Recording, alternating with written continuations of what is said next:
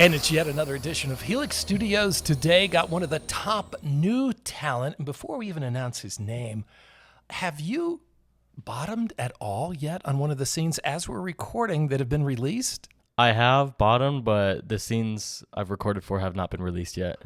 So we're looking forward to seeing that because I've checked out your top action and it's pretty impressive. Yeah, I mean, usually, I've always been a top, and I've just been kind of recently thrown into bottoming, and honestly, I kind of enjoy it. Not gonna lie. I can understand that. All right, we haven't even introduced you. Who are you? I am Silas Brooks. Silas, let's get all the facts about you. Where are you from? How old are you? I'm from Las Vegas. I'm from here. You're from here? Yeah, a local. I think I'm the only local model at the moment, and I'm 18 years old. 18? Yeah. What a great adventure. Now, when you were a little kid, when did it dawn on you that this is something you might want to do as one of your first career objectives, career finds? Well, I actually always joked about it, like in middle school or high school, about doing porn. I would joke about it with my friends and things like that, but I didn't know it was going to be gay porn either. I thought it was going to be straight porn, but I never knew I was actually going to start doing it. Now, I did look on your Helix Studios profile page. It's kind of interesting. It lists you there as bi. So do you still stay? I know you've got a relationship with one of the longtime established stars who will be maybe talking to at the end of this podcast. So is that still the case? Gay or bi? I'm straight, actually. No, just kidding. I was going to say, I'm bi. You fake it. If you're straight, Silas, you really fake it well. Oh my gosh. Amazing. What about the dogs? What kind of dogs you got? I have a blue nose pit bull and I don't know the other one because it's not really my dog. It's kind of like my brother's, but I still consider it as kind of like my dog. I don't know. Pit bulls kind of get a bad rap sometimes. They do, which is stupid. They're actually really nice. I watched one of your recent scenes. There may be another one or two by the time this podcast drops, but it was the sports scene with you out there playing volleyball. Did you have any acting lessons in school? Because it seems like you kind of got left out of that scene with Seth and Luca. That wasn't for me. I was just the background character. Yeah. And that, scene, I was basically getting cucked. That was the whole point of that scene. Well, so. I'm sure you could have found somebody else to play with in more ways than one. Yeah. Well, how would you rate your volleyball skills? Horrible.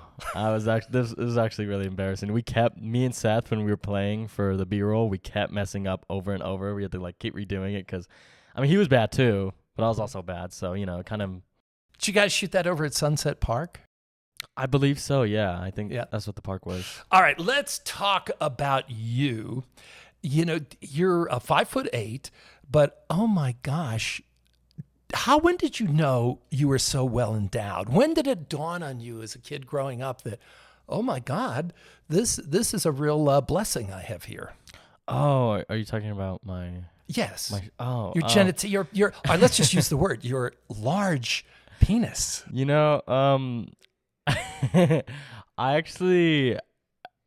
I've always grown up kind of knowing it was kind of big, but it didn't really dawn on me that I had a really big one until actually recently.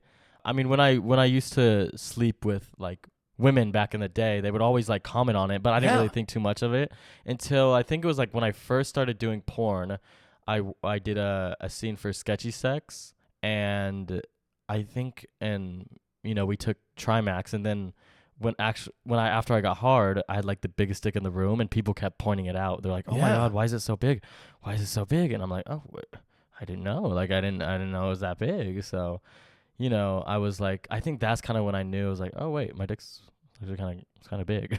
Yeah. That is pretty impressive. I talked recently in one of our podcasts to Travis Stevens, and Travis is 6'3", you're 5'8".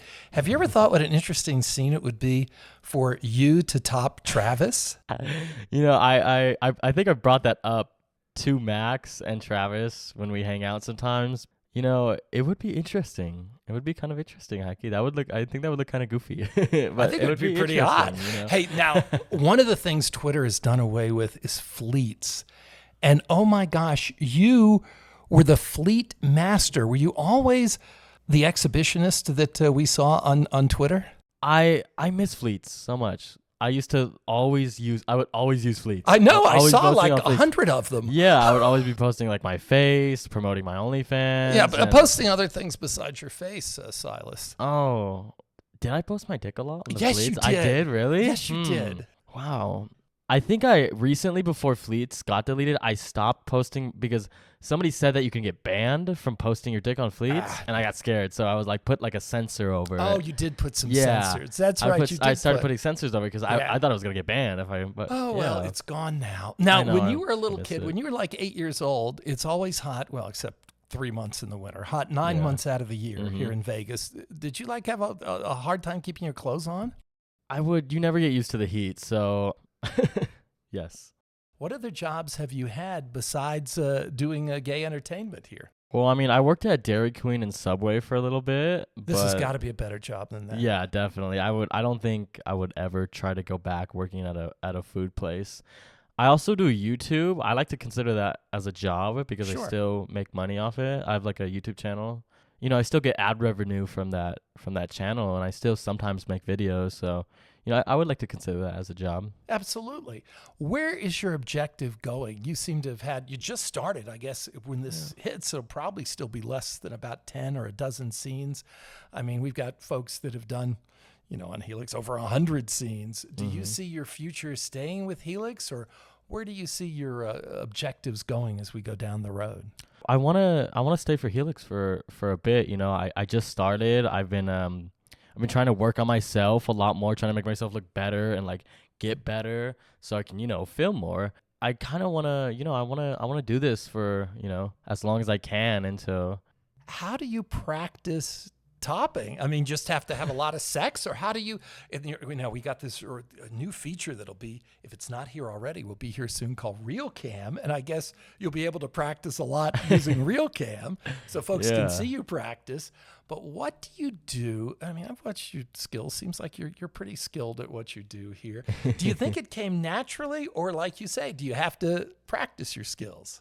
Good question. Honestly, I don't know. See, I always thought I was gonna get into porn, and then I was like gonna mess up by coming too fast or something, or like, but it's actually the complete opposite. You know, it's harder to like get up hard and then stay hard rather than, you know, it's honestly just practice. Like when I first did porn, it was really scary. Why was it scary? Why was it scary? It was just like, oh my God, do I want to just leave? Like, am I really doing this? Like, it was spooky to me. It was like, oh my God, am I actually gonna like do this? So, you know, it was spooky. But honestly, the more you do it, the more comfortable you get, and the more just it's like riding a bike kind of now. So you find it almost more difficult to come. So that's one thing that I would really be worried about, is you're especially a top.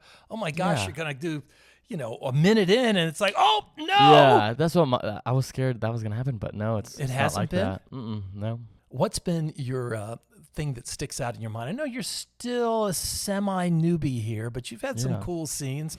The Lake House, Arizona scene was great. You had a hotel scene that was pretty interesting, and the sports scenes, you know, those were interesting. What has stood out, though, in your mind about what's been the most memorable so far in your journey? Honestly, I'm gonna have to say Florida. The scene hasn't been released yet. It might be when the podcast is yeah, out. Hopefully. I'm really not spoiling anything.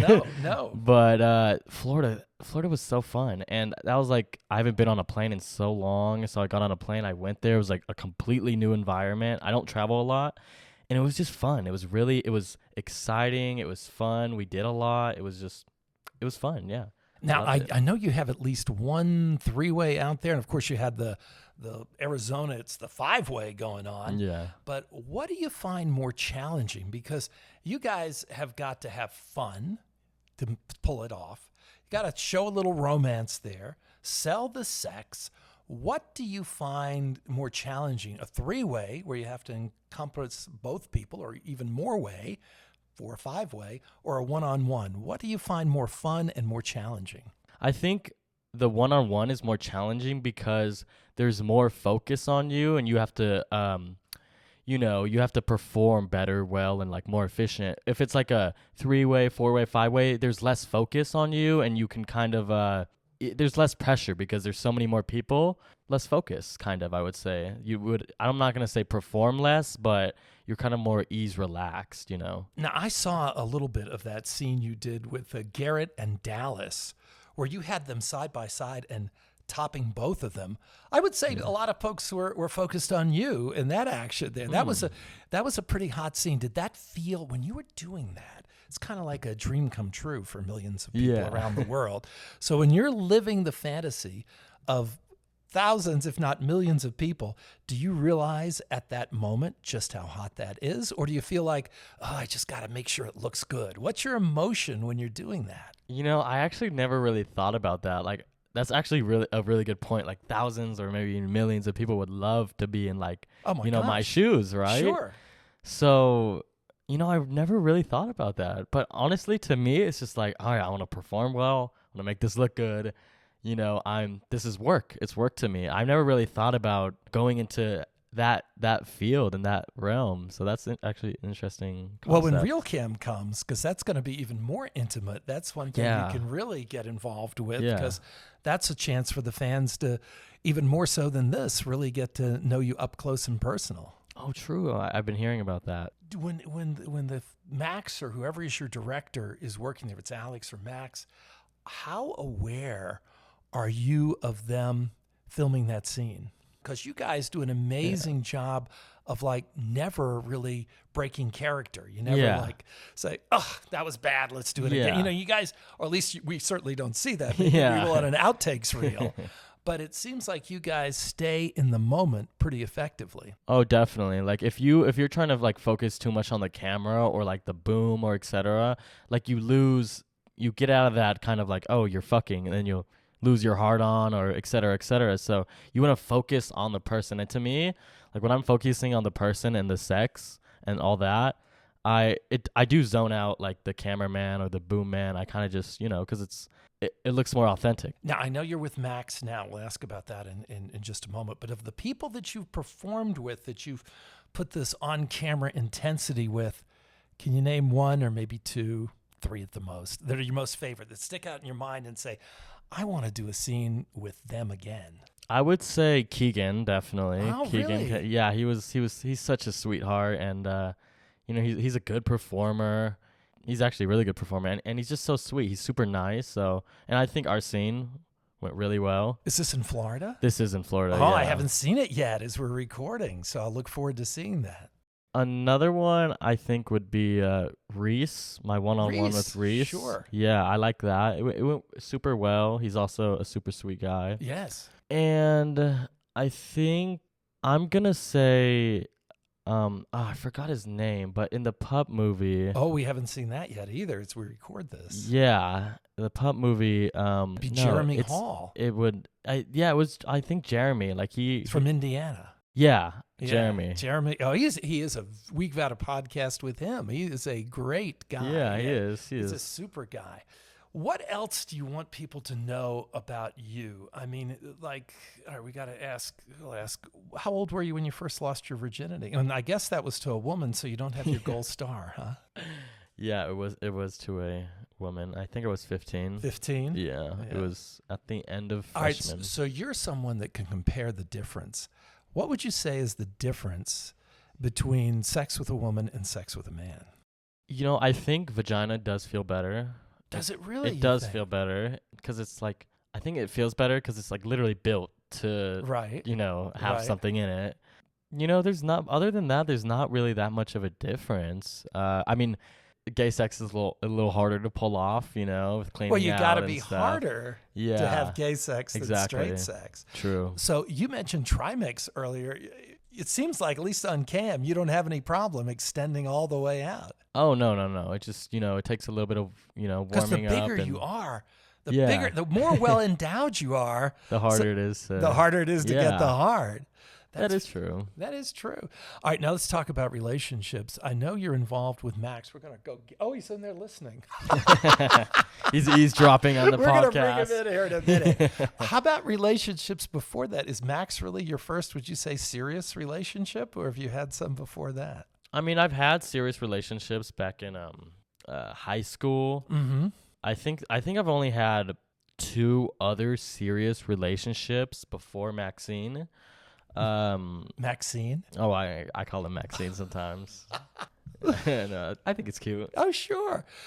Now, how is it? Because I know Max has directed you on a couple of scenes when you're there with other performers. How is it to have your boyfriend directing you having sex with another man?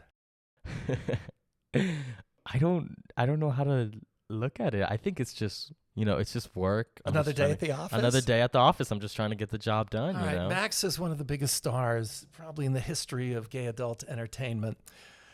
Let us know some of the ins and outs of Max. Okay, his best 2 things, and his worst 2 things. You guys live together now as we're recording at least? No, we don't live together. You don't live together. We just visit each other. I visit him mostly. He doesn't. Yeah. Okay. So all right, best 2 things. Oh, that's a tough one. There's a lot of. He's waiting to hear the answer. Yeah. The best 2 things. He's 2 best things about Max. I can think of a couple. I think there's just so many best things about him. It's like hard to pick out. Just give me a couple things. It doesn't have to be 2. I think how he's nice. He's very if people met, he's very nice. He's too nice, honestly, but he's very nice. I would say another thing is that he seems very.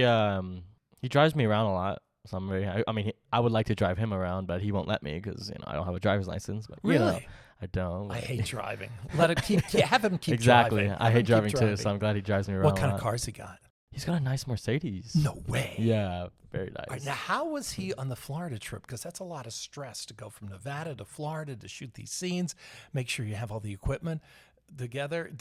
Was he pretty calm when he was directing those scenes? Oh, definitely. That it was like a second. It came second thought to him. I swear, because he travels a lot, so he's like pretty used to it. It was. Did it feel like nice. He was your chaperone for you guys, you 6 guys who were the talent on that shoot? Yeah. He took care of us, he was good at it. How long does it go? We'll get back to the worst things, just a question that popped up.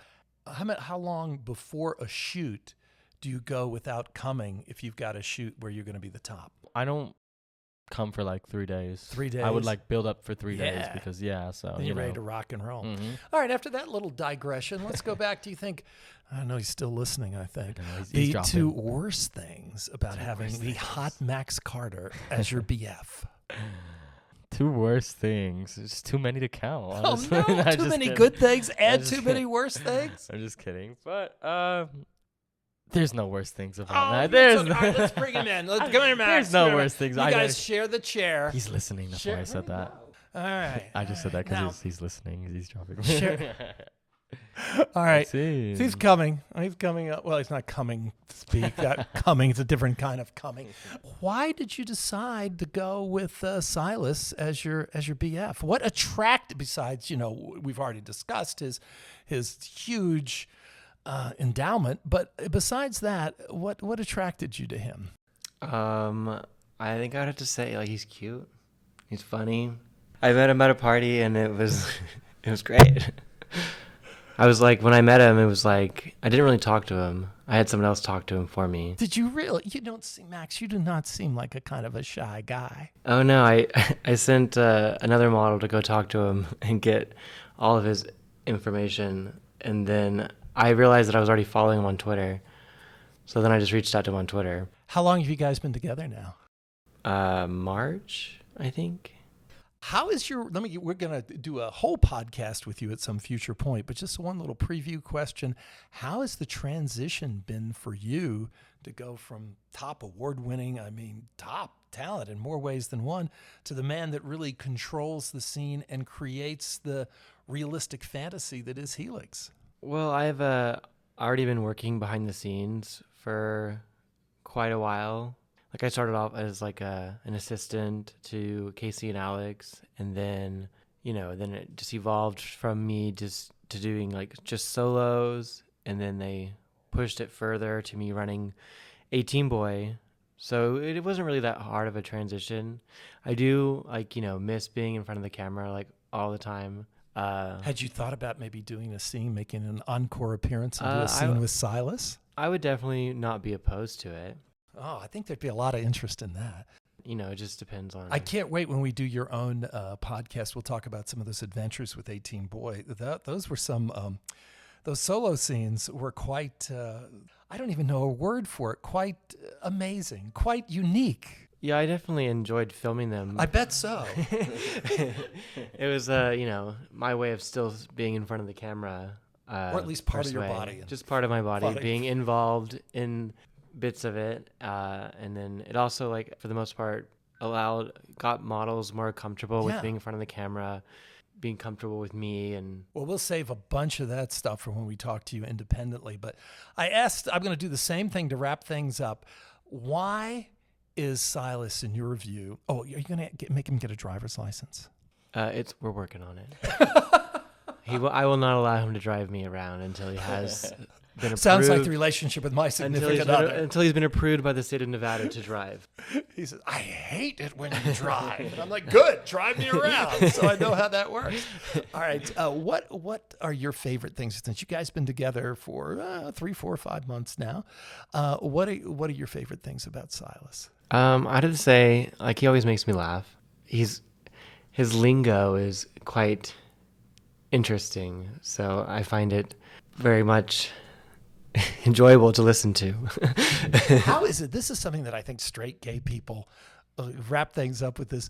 I know that you've directed a couple of scenes where he's topping another man as his significant other.